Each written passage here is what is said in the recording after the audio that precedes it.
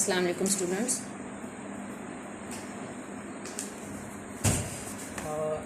जैसा कि आप सब स्टूडेंट्स को पता है कि आपकी ऑनलाइन जो क्लासेस हैं वो स्टार्ट हो चुकी हैं और आप लोगों को अब ऑनलाइन ही कुछ अर्सा जो है वो लेक्चर्स जो हैं वो डिलीवर किए जाएंगे।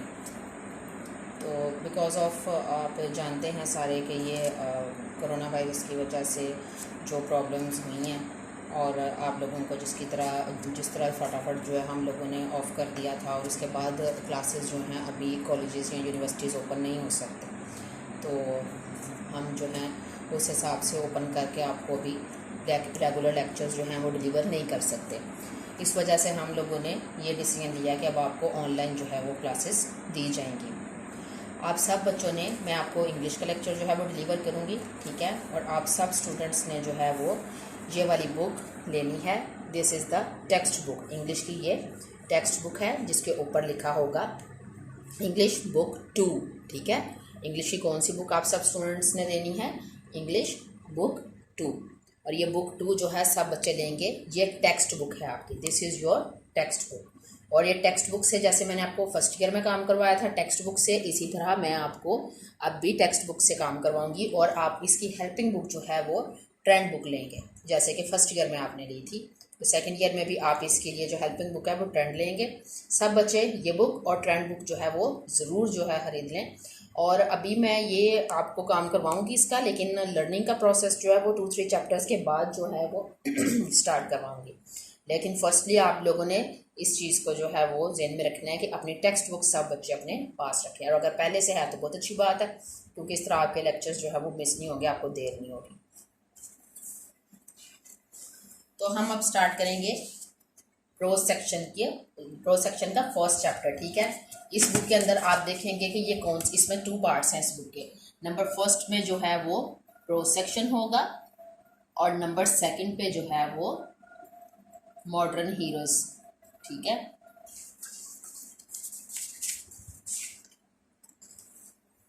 मॉडर्न नहीं है, खाली हीरोज का सेक्शन, ठीक है। सेकंड पे हीरोज का सेक्शन होगा, यानी कि आपकी ये वाली बुक जो है वो 2 हिस्सों में है। एक हिस्से में जो है प्रोज सेक्शन होगा, ठीक है, और जो दूसरा सेक्शन है वो किसका है? हीरोज का। यानी एक सेक्शन में आप प्रोज के मुतालिक पढ़ेंगे और दूसरे सेक्शन में आप हीरोज के मुतालिक पढ़ेंगे। प्रोज जो है अगर आप उसको सिंपल आर्टिकल उसमें लें, टर्म में लें कि प्रोज को आपको पूछे तो आप इसको कैसे एक्सप्लेन कर सकते हैं। प्रोज उर्दू में जो है, उर्दू में तो ये नसर को कहते हैं, ठीक है। नसर को उर्दू में, जो प्रोज को उर्दू में क्या कहते हैं? नसर। लेकिन अगर मैं इसको सिंपली आइडेंटिफाई आपने करना हो प्रोज को, तो आप इसको ऐसे करेंगे कि जैसे एक जो है वो समराइज्ड टॉपिक होता है, ठीक है। समराइज्ड टॉपिक या आर्टिकल अबाउट समथिंग, तो वो क्या कहलाता है? प्रोज कहलाता है। कि यानी एक बहुत जो है बहुत ज़्यादा मुख्तसर भी नहीं और एक जो है बहुत ज़्यादा मुफस्सल भी नहीं, बहुत ज़्यादा एक्सप्लेन्ड भी नहीं होता। तो उन दोनों के दरमियान में जो नसर का एक हिस्सा होता है कि पैराग्राफ्स फॉर्म में जो है वो किसी भी आर्टिकल को जो है वो किसी भी आर्टिकल का बयान होना या किसी भी टॉपिक का जो है वो एक्सप्लेन होना जो है वो प्रोज कहलाता है, ठीक है। तो प्रोज सेक्शन में आप देखेंगे कि डिफरेंट किस्म के जो हैं वो एसेस टाइप होंगे चैप्टर्स आपके, कि एक मजमून बना होगा मुख्तलिफ जो है वो टॉपिक्स के ऊपर। तो आप सबसे पहले जो टॉपिक देखेंगे अपने बुक के अंदर, इस सेकेंड ईयर की टेक्स्ट बुक के अंदर, सेकेंड बुक के अंदर, तो वो सबसे पहला टॉपिक किसका है? द डाइंग सन, ठीक है। आई होप सो कि आपका प्रोज का जो है वो क्लियर हो गया होगा कि व्हाट इज प्रोज, ठीक है। प्रोज जो है वो क्या होता है? तो प्रोज जैसे कि मैंने आपको बताया कि किसी भी टॉपिक से रिलेटेड जो एक समराइज्ड जो है वो एक्सप्लेनेशन होती है वो प्रोज कहलाती है। उर्दू में इसको नसर कहा जाता है। सबसे पहला जो आपका चैप्टर है वो है the dying sun. The dying sun, जैसे कि आपको नाम से पता चल रहा है, डाइंग मतलब डूबता हुआ सूरज, ठीक है, डूबता हुआ सूरज। तो नाम से आपको पता चल रहा है कि पूरे चैप्टर के अंदर इस टॉपिक से रिलेटेड जो है वो आपको मटेरियल मिलेगा कि सन का डूबना, या आप देखेंगे कि it not only revolves around the sun, actually जो होल चैप्टर है वो सारे प्लैनेट्स को, प्लैनेटरी सिस्टम को, and how life come into existence in this world, and how planets come into existence, which planet is best for living the life. Even कि इस तरह के डिफरेंट क्वेश्चंस जो हैं उनके आंसर आपको डाइंग सन के अंदर मिलेंगे। And how sun also come into existence, कि सन की एग्जिस्टेंस जो है वो कैसे हुई है। वो भी आपको पता चलेगा कि इस चैप्टर के अंदर एक चीज़ मैं यहाँ पे आपको जो है वो बताती चलूँ कि इसके अंदर जो हमारी लाइफ की एग्जिस्टेंस बताई जाएगी ना, कि how our life come into existence, वो उनके पॉइंट ऑफ व्यू के मुताबिक है, बिकॉज वी आर मुस्लिम्स और हम एज अ मुस्लिम इस चीज़ को कंसिडर नहीं करेंगे जो बुक के अंदर लिखा हुआ है कि लाइफ कैसे एग्जिस्टेंस जो है उसकी हुई है, क्योंकि हमें पता है कि लाइफ कैसे जो है वो वजूद में आई है, इंसान को इस दुनिया में कैसे पैदा किया गया।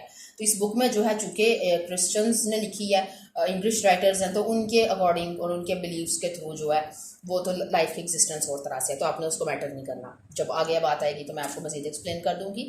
And the next thing is जो इसके अंदर आप पढ़ेंगे वो टेम्परेचर बेल्ट्स के बारे में पढ़ेंगे कि टेम्परेचर बेल्ट्स कैसी होनी चाहिए और किन प्लैनेट्स पर लाइफ जो है अदर प्लैनेट्स पर क्यों एग्जिस्ट नहीं कर सकती। ठीक है, why life does not exist on other planets in the earth because of the temperature belts and because temperature is not moderate in different areas of the universe।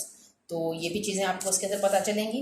And the next thing, the vastness of universe, that universe is so vast that we cannot find any other and we cannot find two stars come close to each other, कि जो दो stars हैं वो एक दूसरे के करीब जो हमें बिल्कुल भी नज़र नहीं आएंगे, इतना ज़्यादा डिफरेंस जो है वो यूनिवर्स में एक स्टार का दूसरे स्टार से होता है। And the most important thing which we study in it is the loneliness of our selves. ठीक है, इसके अंदर आप फर्स्टली जो मैंने एक्सप्लेन सारी बातें की हैं, स्टार्स की एग्जिस्टेंस के बारे में पढ़ेंगे, फिर आप जो है प्लैनेट्स की एग्जिस्टेंस के बारे में पढ़ेंगे, आप लाइफ की एग्जिस्टेंस के बारे में पढ़ेंगे, and you also learn about our loneliness in this universe, कि हम कितने ज़्यादा इस यूनिवर्स में अकेले हैं। वन थिंग मैंने आपको टेम्परेचर बेल्ट्स के बारे में भी बताया था कि टेम्परेचर बेल्ट्स के बारे में आप पढ़ेंगे कि कैसे वो डिफरेंट प्लैनेट्स पर जो है वो टेम्परेचर बेल्ट्स जो हैं वो लाइफ को एग्जिस्ट होने नहीं देते। ठीक है, तो आई होप सो कि आपको डायमेंशन का इंट्रोडक्शन जो है वो क्लियर हो गया, क्योंकि जब भी आपको किसी टॉपिक का इंट्रोडक्शन क्लियर हो जाएगा तो फिर टॉपिक को पढ़ना जो है वो आसान हो जाता है। तो सब बच्चे इस चीज़ को माइंड में रखें कि डायमेंशन में आप लोग जो हैं वो क्या स्टडी करने जा रहे हैं। तो किसी भी चीज़ को लेकर, किसी भी चैप्टर को लेकर आपने ये नहीं सोचना कि ये टफ है, ये रफ है, ये इस किस्म का है, हमें ये मुश्किल लगेगा हमें ऐसे, क्योंकि जब आप एक चीज़ को एक्सप्लेन करके अच्छे तरीके से आपको पढ़ा दिया जाता है तो फिर आई डोंट थिंक सो कि आपको उस चीज़ को जो है बर्डनाइज फील करना चाहिए कि ये हमें नहीं आएगा, ये मुश्किल है, क्योंकि ये स्टार्टिंग का जो चैप्टर है डायमेंशन थोड़ा सा बच्चों को रफ फील होता है कि बच्चों को लगता है कि ये ड्राई सॉर्ट ऑफ टॉपिक है। तो लेकिन आप अगर इसको इंटरेस्ट से पढ़ेंगे तो आपको पता चलेगा कि ये कितना इंटरेस्टिंग है, बिकॉज इन चीज़ों को जो है वो स्टडी करना आपको इस चीज़ का एहसास दिलाएगा कि यूनिवर्स, व्हाट इज़ यूनिवर्स, और इसके अलावा आपको जो चीज़ इसके अंदर नज़र आएगी वो ये होती है कि आपको इस तरह की चीज़ें पढ़ने से अल्लाह ताला के करीब होने का मौका मिलता है कि अल्लाह ताला ने यूनिवर्स को कितना वास्ट बनाया है, यूनिवर्स में डिफरेंट काइंड्स ऑफ प्लैनेट्स बनाए हैं, लेकिन लाइफ ओनली कहाँ एग्जिस्ट करती है, अर्थ के ऊपर, क्योंकि इसमें सबसे जो मेन थिंग है वो तो आपने अर्थ पढ़ना है ना, कि अर्थ जो है उसकी एग्जिस्टेंस कैसे हुई है और अर्थ के ऊपर लाइफ कैसे एग्जिस्ट करती है, अर्थ खुद कैसे एग्जिस्ट करता है। ठीक है, वन थिंग इज कि अर्थ खुद कैसे एग्जिस्ट जो है वो करती है, ये प्लैनेट एज अ प्लैनेट कैसे इसकी एग्जिस्टेंस हुई। सेकंड थिंग इज कि अर्थ के ऊपर मेन थिंग क्या है, लाइफ। ठीक है, if there is no life then what is the uses of earth. अगर लाइफ ही नहीं होगी तो आप खुद सोचे ना कि फिर अर्थ का पर्पस क्या, हम अर्थ को क्यों इंपॉर्टेंस दें। अर्थ को इंपॉर्टेंस किसकी वजह से मिलती है, ड्यू टू लाइफ, कि इसके ऊपर तो जिंदगी है, वरना तो अदर प्लैनेट्स हैं, आप जो है वो सैटर्न को ले लें, मार्स को ले लें, नेपच्यून को ले लें, आप भाई सारे प्लैनेट्स जो है वो इंपॉर्टेंट है। No, the only important planet is earth because of the existence of life in it.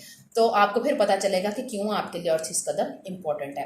तो इससे आपको पता चलेगा कि अल्लाह ताला ने अगर हमारे लिए ज़मीन ना बनाता, इस पर टेम्परेचर बैंड्स नॉर्मल ना होती, इस पर टेम्परेचर नॉर्मल ना होता, तो हमारी लाइफ कहाँ एग्जिस्ट करती, हम कहाँ जो है लाइफ ढूंढते। ठीक है, अर्थ पे ही आपको एयर मिलेगी, वाटर मिलेगा, अच्छी सॉइल मिलेगी ग्रो अप करने के लिए, वेजिटेबल्स को, अदर वीट को और इस तरह की चीज़ों को।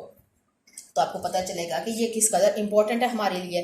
तो इस तरह ये सब कुछ देखने से आपको अल्लाह ताला की निशानियों पे गौर व फिक्र करने का मौका मिलता है। तो आप सब बच्चों ने जब ये चैप्टर पढ़ना है तो आपने इस चीज़ को माइंड में रखना है कि हमें जो है ये मसलन अल्लाह ताला ने यूनिवर्स को कैसा बनाया और उसके अंदर अपनी निशानियाँ कैसे बखेरी हैं। तो उसमें स्टार्स हैं, उसमें सन है, ठीक है, उसमें प्लैनेट्स हैं और ये सब कुछ जो है वो ही कर सकता है जिसके कब्ज़ा कुदरत में ये तमाम चीज़ें हैं, ये तमाम इख्तियारात हैं। कोई किसी आम इंसान या किसी चीज़ के बस की बात तो नहीं कि किसी भी ताकत के बस की बात हो कि वो इतना कुछ बना ले।